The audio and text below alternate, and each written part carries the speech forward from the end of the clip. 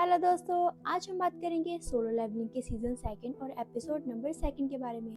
हमने episode 1 cover कर लिया था, मेरी वीडियो में जाके जरूर से देख लेना। और हाँ, अगर आपको मेरी वीडियोस अच्छी लग रही हैं तो कमेंट करके जरूर से बताना और ये भी बताना कि आपको नेक्स्ट एपिसोड कौन सा चाहिए। तो हम बिना टाइम वेस्ट करे इस वीडियो को स्टार्ट करते हैं। एपिसोड के स्टार्टिंग में फॉरेस्ट का सीन दिखाया जाता है। यहाँ पे हम देखते हैं जिन्हू और एग्रेस ने मिलकर सारे बियर्स की वाट लगा दी थी। तभी जिन्हू इन सभी को अराइज बोलता है और बेसिकली अपनी शैडो आर्मी में उनको ज्वाइन कर लेता है। उसके बाद हमें गेट के बाहर का सीन दिखाया जाता है। वहाँ पे हम देखते हैं कि यहाँ पे डोंगसो भी आ चुका था और तकरीबन 3 दिन बीत चुके होते हैं वहाँ पे, भले ही यहाँ पे सिर्फ 3 घंटे ही बीते होते हैं। और डोंगसो परेशान हो जाता है खड़े खड़े वहाँ पे और वो कहता है अब तो लगता है कि संजीव मर गया होगा, अब तो मुझे यहाँ से जाना ही चाहिए। एक मिनट, संजीव तो वाइल्ड टाइगर गिल का आदमी भी नहीं है ना, लेकिन वो तुम लोगों की टीम के साथ गेट के अंदर कैसे गया? और तभी हम देखते हैं आन के तो पसीने छूट जाते हैं और वो कहता है वो तो मेरा दोस्त है, उसे तो बस लेवल सी के गेट के अंदर जाना था, इसीलिए मैंने उसकी मदद की। वो डोंगसो कहता है अच्छा ऐसी बात है। फिर वो वहाँ से जाने लगता है, लेकिन वो आन का गला पकड़ते उसको ऊपर कर देता है और वो कहता है तुम्हें क्या लगा था मैं ऐसा ही कह के चला जाऊंगा? तुम चाल कौन सी चल रहे हो? मुझे पता है कि तुम्हें नई चीजें ट्राई करने में इंटरेस्ट है। लेकिन तभी वहाँ पे बाइक आ जाता है और वो हाथ पकड़ लेता है डोंगसो का और वो कहता है हाँ डोंगसो अब तुम छोड़ दो इसे। तभी हम देखते हैं बाइक वहाँ पे पूरी तरह से ट्रांसफॉर्म हो जाता है, उसकी आईज और उसके बाल पूरी तरह से व्हाइट हो चुके होते हैं। फिर डोंगसो कहता है क्या तुम मुझे ऑर्डर दे रहे हो? छोटे से शहर का गिल्ड मास्टर, क्या क्या कहना चाहते हो तुम? ये दोनों अपनी अपनी पावर का इस्तेमाल करके लड़ाई करने ही वाले होते हैं। आन यहाँ पे सोचता है कि इन दोनों की तो लड़ाई होने वाली है, फिर वो दोनों आपस में लड़ना स्टार्ट कर देते हैं। तभी हमें फॉरेस्ट का सीन दिखाया जाता है। यहाँ पे किमचुल अकेला बचा हुआ था क्योंकि उसके सारे ग्रुप मेंबर्स मर चुके थे। जब वो फॉरेस्ट से बाहर निकलता है तब वो देखता है यहाँ पे काफी सारे बियर्स मरे पड़े हैं और तभी वो सोचता है ओह तभी मुझे अभी तक कोई भी आइस बियर नहीं दिखा था, लेकिन ऐसा कैसे हो सकता है? क्या ये ई रैंक के हंटर्स ने मारा उसे? ऐसा बिल्कुल भी नहीं हो सकता। तभी वो डर के वहाँ से भाग जाता है और तभी हमें यहाँ पे बाहर का सीन दिखाया जाता है। बीच में यहाँ पे जेंचर आ चुका है जो कि दोनों के अटैक्स को अपनी हैंड से रोक देता है और वो कहता है अगर तुम नहीं रुके होते तो मैं अपने दोनों हाथ खो बैठता। मुझे नहीं पता कि तुम्हारा शक किसके ऊपर है, लेकिन हाँ 2 महीने पहले मैंने मिस्टर संग जीहू की पावर को फिर से टेस्ट किया था और हाँ मैं तुम्हें यकीन दिला सकता हूँ कि वो ई रैंक का हंटर ही है।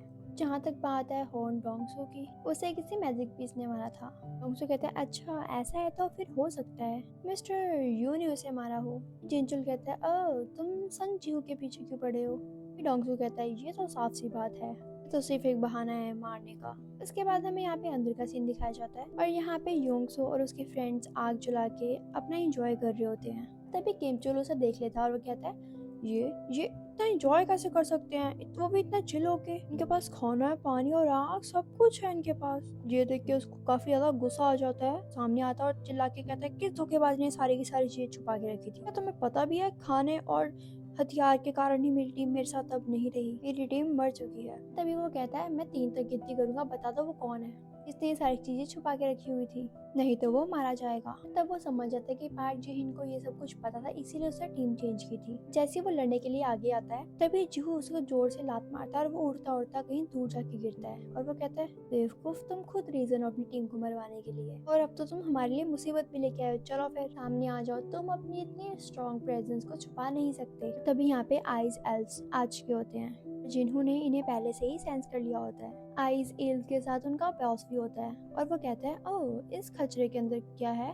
तभी हमें यहाँ पे पता चलता है कि जो आइज एल्स थे उनकी कोई अलग ही भाषा होती है और ये भाषा जिहू समझ जाता है। तभी बॉस कहता है क्या बात है, तुम हमारी लैंग्वेज समझ सकते हो? पहले तो जिन्हू कंफ्यूज हो जाता है लेकिन वो फिर कहता है हाँ शायद सिस्टम की वजह से ऐसा हो सकता है, अभी मैं लैंग्वेज समझ पा रहा हूँ। और तभी उसका बॉस कहता है यही बंदा है जिन्हें तुम्हें पहले भी देखा हुआ है, इसने मुझे ये भी बताया था कि ह्यूमंस के साथ एक एक्सपर्ट भी शामिल है, तो ये तुम्हारे साथ कंपटीशन करना चाहता था। पलक झपकते ही जिन्हू उसकी गर्दन काट देता है। वो कंपटीशन तो खत्म और वो उनका लीडर काफी ज्यादा शॉक्ड हो जाता है। वो कहता है क्या बात है? जिन्हू जब आइस एल्स के बॉस के ऊपर अटैक करता है फिर वो उसका अटैक आसानी से रोक लेता है और कहता है मैं तुमसे ज्यादा पावरफुल हूँ। ये तो साफ साफ ही पता चल रहा है कि तुम कोई इंसान नहीं हो, तो आखिरकार तुम इंसानों के साथ क्यों घूम रहे हो? तभी जिन्हू कहता है क्या बोल रहे हो तुम? तभी वो लीडर कहता है हमारे दिमाग में एक आवाज आती है जब हम ह्यूमंस को देखते हैं कि हम उसे मार दें, लेकिन जब मैं तुम्हें देखता हूँ तो मुझे तो वैसे कोई आवाज आती ही नहीं, तो हम एक डील कर लेते हैं। फिर जिन्नू सोचता है अपने मन ही मन ये बोल क्या रहा है यार, ऐसा इसलिए तो नहीं कि मैं एक प्लेयर बन चुका हूँ? फिर वो बॉस कहता है, देखो हमारे बीच में लड़ने की तो कोई जरूरत नहीं है, तो बस इतना ही कहना चाहता हूँ, जो तुम्हारे पीछे जो इंसान है ना वो हमारे हवाले कर दो और मैं तुम्हें छोड़ दूंगा। और तभी जिन्हू कहता है, तुम हो कौन? और तभी हम देखते हैं यहाँ पे एक ग्लिच होता है, ये टाइम फिर से रिपीट होता है और वो जो बॉस है वो अपनी बातें सारी रिपीट करने लगता है। तभी जिन्हू सोचता है कि एकदम से हुआ क्या, तो सिंपली यहाँ पे जिन्हू मना कर देता है इस डील के लिए। तभी वो बॉस कहता है, अच्छा तुम हमारे दुश्मन बनना चाहते हो, लेकिन तुम्हें ये तो दिखाई दे ही रहा होगा कि तुम हमारी आर्मी के आगे फीके पड़ जाओगे। तभी इन दोनों की टीम के बीच में काफी ज्यादा फाइट होने लग जाती है। ये सारे के सारे लड़ना शुरू कर देते हैं और जो वो तीनों इंसान थे वो वहाँ से भागना शुरू कर देते हैं। तभी वहाँ पे आइस ईल्स उन पे हमला शुरू कर देते हैं। जिन्हू आगे उन सभी को काट के उनकी वाट लगा देता है। तभी जिन्हू कहता है कि सोल्जर्स को मारा नहीं जा सकता, लेकिन एमपी की जरूरत होती है, लेकिन उसकी तो लगातार एमपी खत्म होती जा रही है। ये जो बॉस है ना ये जिन्हू से काफी ज्यादा ताकतवर है, उनकी वो एग्रेस से भी ज्यादा ताकतवर है, ये काफी ज्यादा खतरनाक है। तभी वो बताता है कि मेरा नाम बारूका है, तुम्हारा क्या नाम है? तभी जीहू अपना नाम बताता है, इन दोनों में इंट्रोडक्शन हो जाती है। तभी सीरियसली लड़ना शुरू कर देते हैं। यहाँ पे मेजेस काफी ज्यादा बड़ा आग का गोला फेंक के मारते हैं बारूका के ऊपर। और तभी यहाँ पे किमचुल को होश आता है और वो देखता है जो मुझे लास्ट आवाज सुनाई दी थी वो जिन्हू की थी। वो समझ आता है कि जिन्हू ने उसके ऊपर अटैक किया था। गुस्से में तलवार वगैरह उठा लेता है, आगे बढ़ने लगता है जिन्हू को मारने के लिए। बारूका बढ़ने लग जाता है जिन्हू की तरफ। ये हम देखते हैं पीछे से यहाँ पे किमचुल आता है। जैसे ही ये दोनों जिन्हू के पास पहुंचने वाले होते हैं तभी हम देखते हैं यहाँ पे चारों तरफ बर्फ ही बर्फ हो जाती है। पे एक बड़ा सा सोल्जर निकल के आता है। हमें छोटा सा एक रिकैप दिखाया जाता है। जिन्हू को यहाँ पे पहले से पता था कि किमचुल उसके ऊपर हमला करने वाला है। तभी किमचुल यहाँ पे आता है और चारों तरफ बर्फ उड़ा देता है। किमचुल के ऊपर जब अटैक होता है, जिन्हू को उसके बारे में पता था कि वो उसी के ऊपर आके अटैक करेगा। उसके बाद वो उसको अराइज बोलते हैं, जिसके बाद उसकी शैडो अपनी टीम में ऐड कर लेता है। और आपको तो पता ही होगा कि वो ए रैंक का हंटर एक डीमन बनने के बाद यानी कि शैडो में ऐड होके काफी ज्यादा ताकतवर हो जाता है। उसके बाद वो हमला करता है बारूका के ऊपर। बारूका ये देख के काफी ज्यादा शॉक्ड हो जाता है। यहाँ पे जो ऑरा होता है उसका काफी ज्यादा खतरनाक होता है। अभी यहाँ पे किमचुल का नाम जिहू आयरन रखता है। तो हम देखते हैं बारूका सच में काफी कमाल का है। वो अच्छा खासा कंपटीशन दे रहा होता है, लेकिन वो स्पीड में काफी ज्यादा स्लो होता है। देखते हैं कि ये लोग यहाँ पे तो चुप के खड़े होते हैं। फिर वो गर्ल यहाँ पे पूछती है कि हंटर की फाइट ऐसी होती है क्या? तभी हिचन कहती है, सच बताऊं तो मैंने पहली बार ऐसी फाइट देखी है, ज्यादा खतरनाक लड़ाई। तभी बारूका कहता है कि ये बंदा मुझे अकेले में तो हरा नहीं पाएगा, तुम और वो नाइट तुम दोनों भी आ जाओ ना, आ जाओ फाइट करते हैं। तभी ये तीनों के तीनों बारूका के ऊपर हमला करना स्टार्ट कर देते हैं। और तभी हम देखते हैं कि बारूका इन तीनों पे भारी पड़ जाता है। तभी जिन्हू यहाँ पे आके एकदम से अटैक कर देता है। यहाँ पे बारूका के वाइट ऑर्गन्स काफी बच जाते हैं। तभी बारूका कहता है, तुम मुझे अंडर एस्टिमेट कर रहे हो। जिन्हू कहता है, नहीं ऐसी बात तो नहीं है, लेकिन तुम हो तो ज्यादा ताकतवर, ये तुम्हारे कोई सोल्जर्स नहीं है। यहाँ पे दिखाया जाता है कि बारूका की आर्मी के बंदे मर चुके होते हैं।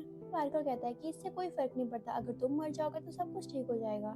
तभी वो वहाँ पे अपना वेपन फेंक के मारता है, बारूका से टच कर लेता है। ये बात है वो उसी का वेपन है, इसलिए वो अपने वेपन को अपने पास बुला लेता है दोबारा से। अभी हम देखते हैं बारूका का वेपन टूट जाता है। जैसे आयरन आता है वो पकड़ लेता है बारूका को।